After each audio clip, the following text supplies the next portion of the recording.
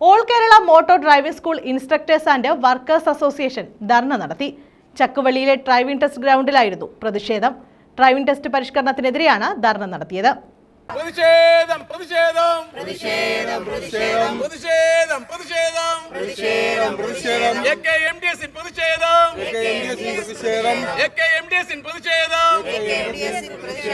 All Kerala motor driving school instructors and workers association Kunnathur taluk കമ്മിറ്റിയുടെ നേതൃത്വത്തിലാണ് പ്രതിഷേധം സംഘടിപ്പിച്ചത്.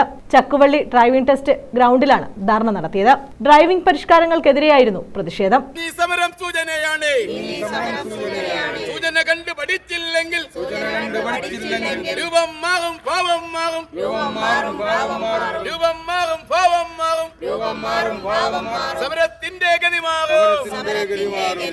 താലൂക്ക് രക്ഷാധികാരി വാസുദേവൻ അധ്യക്ഷത വഹിച്ചു.